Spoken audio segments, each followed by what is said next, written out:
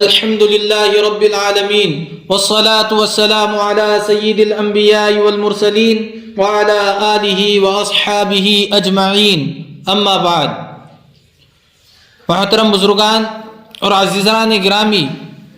ایک انسان جب اپنے رب کی راہ پر چل پڑتا ہے تو اس راہ میں طرح طرح کے فتنوں، آزمائشوں، شکوک و شبہات اور شہوات کا سامنا کرنا پڑتا ہے، جیسا کہ ارشاد باری تعالی ہے الذی خلق الموت والحیاۃ لیبلوکم ایکم احسن عملا وہو العزیز الغفور،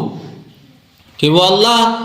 جس نے موت اور زندگی اس لیے پیدا کی تاکہ وہ تمہیں آزمائے کہ تم میں سے کون عمل میں زیادہ بہتر ہے، اور وہی ہے جو مکمل اقتدار کا مالک، بہت بخشنے والا ہے۔ آج اسلامی معاشرے کے حال پر ایک نظر ڈالنے سے پتہ چلتا ہے کہ آج کا اسلامی معاشرہ استقامت کی کمزوری،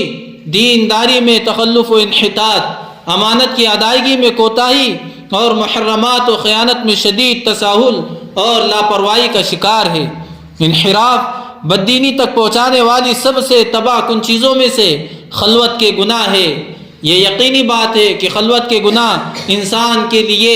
سراسر زہر ہے جو اسے تباہ و برباد اور دنیا و آخرت میں ذلیل کر کے رکھ دیتے ہیں۔ علامہ ابن قیم رحمہ اللہ فرماتے ہیں کہ تمام اہل اللہ و عارفین کا اس بات پر اتفاق ہے کہ خلوت کے گناہ بددینی و تباہی کی بنیاد ہے۔ نبی کریم صلی اللہ علیہ وسلم کا فرمان ہے کہ ایک شخص جنت والوں کے کام کرتا رہتا ہے، اور جب اس کے اور جنت کے درمیان ایک ہاتھ کا فاصلہ باقی رہ جاتا ہے تو اس کی تقدیر اس پر غالب آتی ہے اور وہ دوزخ والوں کے کام کرنے لگتا ہے اور دوزخ میں داخل ہو جاتا ہے۔ ابن رجب رحمہ اللہ فرماتے ہیں کہ سوء خاتمہ بندہ اور اس کے رب کے درمیان کسی ایسے چھپے ہوئے گناہ کے سبب ہوتا ہے جس پر لوگ مطلع نہیں ہوتے۔ کتنی بری بات ہے کہ انسان لوگوں کے سامنے نیکی و تقوی کا اظہار کرے اور خلوت و تنہائی میں منکرات اور حرام چیزوں کا ارتکاب کرے۔ نبی کریم صلی اللہ علیہ وسلم کا فرمان ہے کہ میں اپنی امت میں سے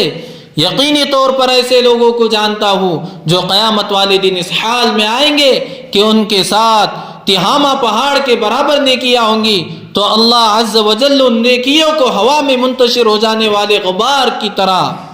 غارت کر دے گا۔ حضرت ثوبان رضی اللہ عنہ نے عرض کیا اللہ کے رسول، ہمیں ان لوگوں کی نشانیاں بتائیے اور ان لوگوں کا حال بیان فرما دیجئے تاکہ ایسا نہ ہو کہ ہم انہیں جان نہ سکے اور ان کے ساتھ ہو جائے۔ تو رسول اللہ صلی اللہ علیہ وسلم نے ارشاد فرمایا وہ لوگ تم لوگوں کی طرح دینی کاموں میں منہمک ہوں گے اور تم لوگوں کی طرح مسلمان ہوں گے اور رات کی عبادات میں اسی طرح حصہ لیں گے جس طرح تم لوگ لیتے ہو، یعنی تم لوگوں کی طرح قیام اللیل کا اہتمام کریں گے، لیکن ان کا معاملہ یہ ہوگا کہ جب لوگ اللہ تعالیٰ کی حرام کردہ چیزوں اور کاموں کو تنہائی میں پائیں گے تو ان میں منہمک ہو جائیں گے۔ دوستو،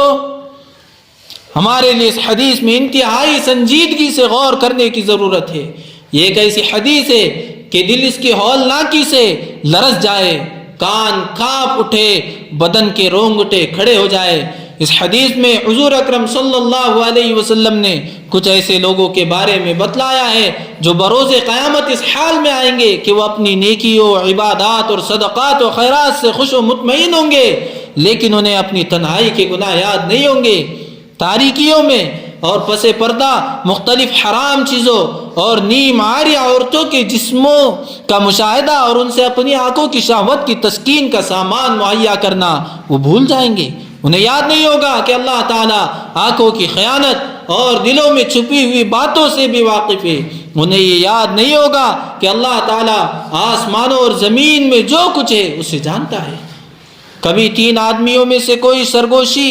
ایسی نہیں ہوتی جس میں چوتھا وہ نہ ہو، اور نہ پانچ آدمیوں کی سرگوشی ایسی ہوتی ہے جس میں چھٹا وہ نہ ہو، اور چاہے سرگوشی کرنے والا اس سے کم ہو یا زیادہ، جہاں بھی ہو اللہ ان کے ساتھ ہے۔ پھر وہ قیامت کے دن انہیں بتائے گا کہ انہوں نے کیا کچھ کیا تھا۔ بے شک اللہ ہر چیز کو جاننے والا ہے۔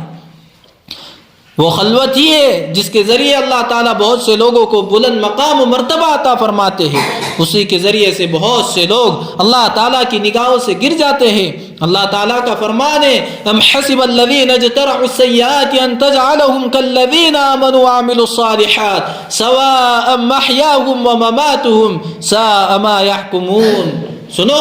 جن لوگوں نے برے برے کاموں کا ارتکاب کیا ہے، کیا وہ یہ سمجھے ہوئے ہیں کہ انہیں ہم ان لوگوں کے برابر کر دیں گے جو ایمان لائے ہیں، جنہوں نے نیک عمل کیے ہیں، جس کے نتیجے میں ان کا جینا